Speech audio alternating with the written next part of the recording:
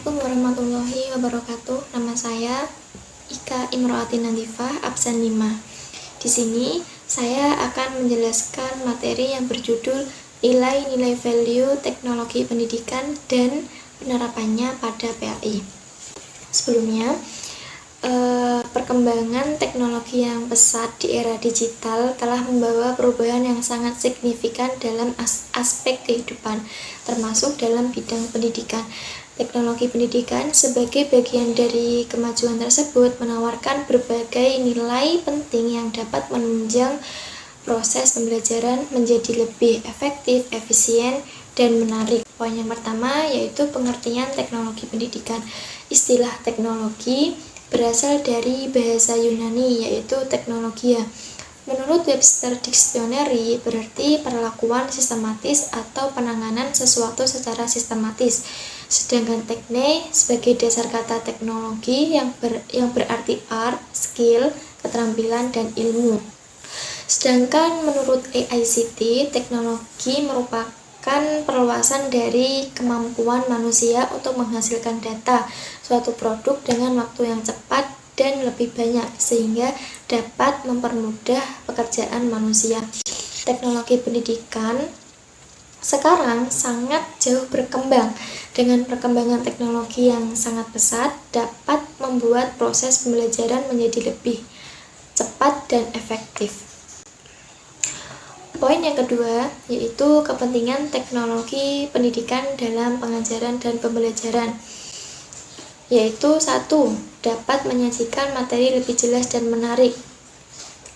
Dengan adanya teknologi pendidikan dapat membantu meningkatkan pemahaman siswa dalam proses belajar.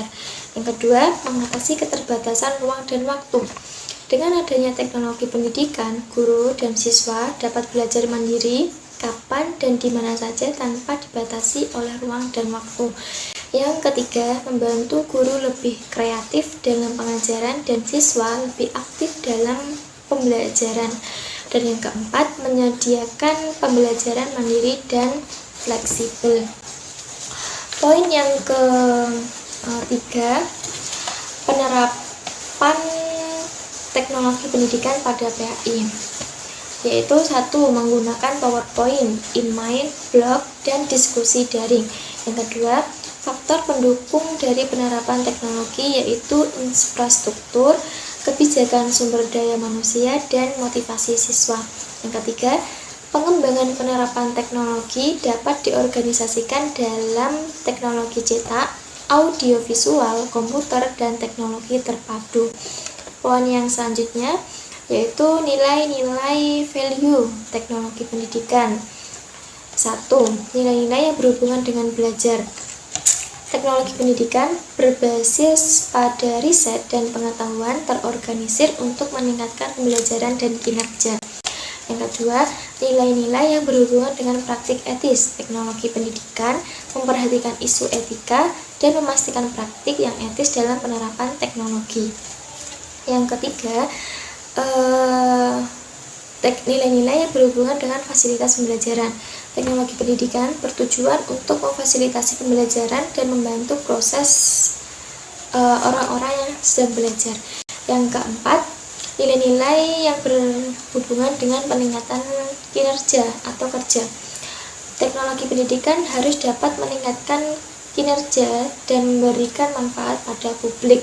Yang kelima, nilai-nilai penciptaan dan penggunaan. Teknologi pendidikan menggunakan pengetahuan empiris dalam penciptaan dan penggunaan sumber belajar.